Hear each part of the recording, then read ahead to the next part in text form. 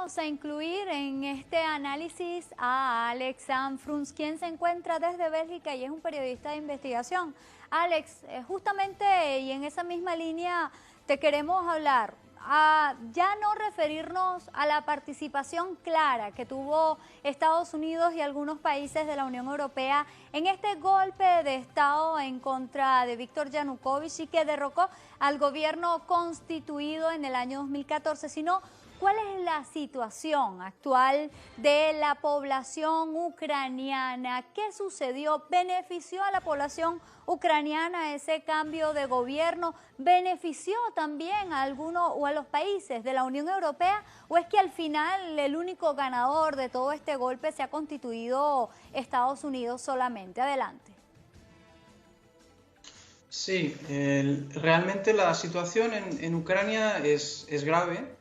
Es un conflicto abierto, a pesar del acuerdo de Minsk, estamos en violaciones del cese al fuego, un conflicto que ya ha alcanzado más de 10.000 víctimas y las explosiones, de hecho, se han estado incrementando.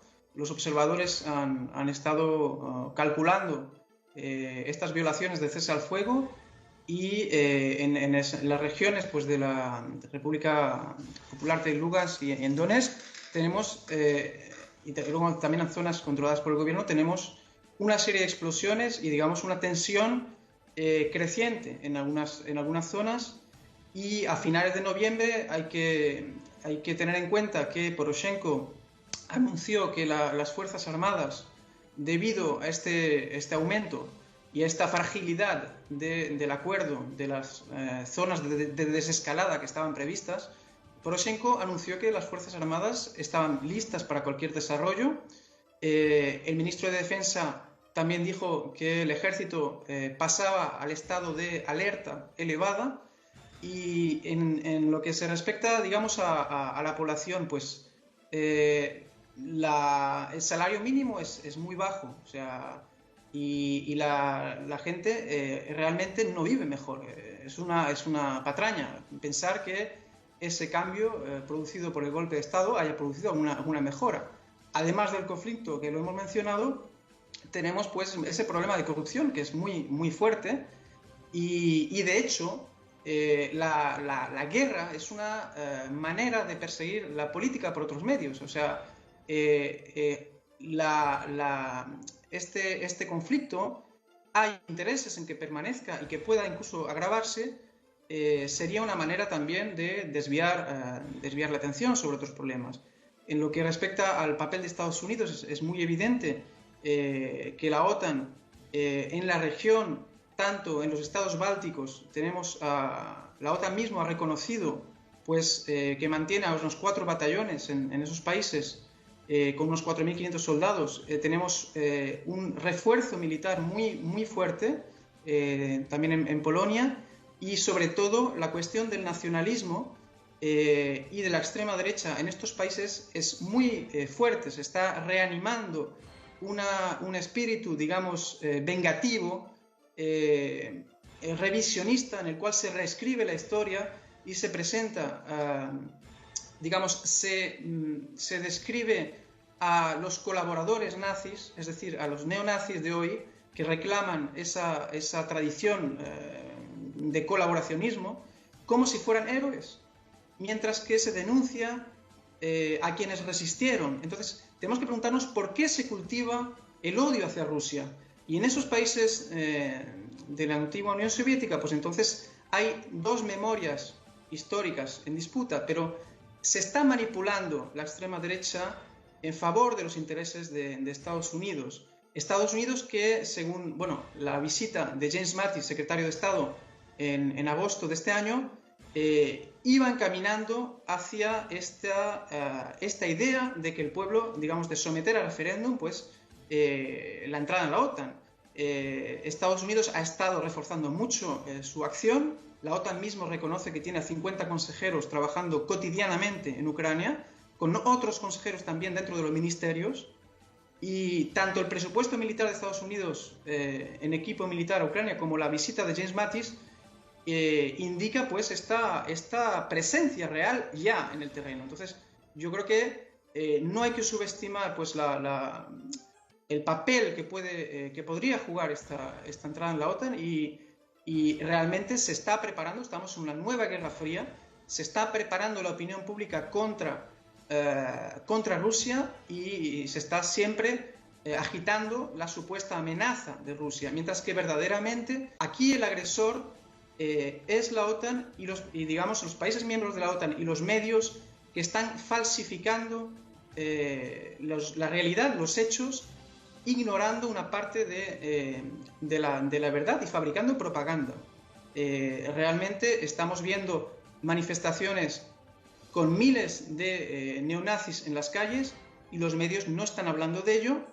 De la misma manera que cuando hubo el 2 de mayo la masacre de Odessa, los medios tampoco hablaron de ello, y entonces tenemos una doble vara de medir cuando los medios europeos concentran su atención en la oposición de Rusia, cuando simplemente hay a lo mejor 700 personas manifestando en las calles, mientras que tenemos a 20.000 personas en otros países como en Polonia, o tenemos en Alemania también tenemos a los neonazis manifestando, y no existe esta indignación tan fuerte. Entonces tenemos que preguntarnos por qué se está preparando la opinión pública de esta manera. El ascenso de esta ultraderecha responde a los intereses de Estados Unidos. Alex, queríamos preguntarte, ¿cuáles son los principales objetivos que ha alcanzado Estados Unidos a través de Ucrania y también con respecto a la adhesión posible de Ucrania a la OTAN? ¿Cuáles serían las consecuencias? Adelante, Alex. Sí, bueno, yo pienso que la idea de reforzar, digamos, integrar a Ucrania como Estado miembro de la OTAN, pues plantearía pues una capacidad digamos, de despliegue, de respuesta coordinada, puesto que hablamos de la Alianza Atlántica, digamos, es un acuerdo en el cual cualquier acción, digamos, cualquier ataque que reciba un Estado miembro debería provocar, o sea, desencadenar una respuesta coordinada de los diferentes estados que forman parte. Entonces, si lo aplicamos al escenario de Ucrania, en el cual constantemente se está presentando a Rusia como haciendo, teniendo un papel muy activo, digamos, en este conflicto, aparte de que se pueda verificar o no en qué aspectos, ¿no? Pero si lo planteamos en este esquema, pues este miembro, que sería Ucrania, pues contaría con una respuesta, digamos, un escenario mucho más grave, digamos, un conflicto mucho mayor. Realmente tenemos que plantearnos hasta qué punto, cómo de lejos han llegado las provocaciones de la OTAN en diferentes escenarios, como por ejemplo en Libia o en OTAN o en Siria.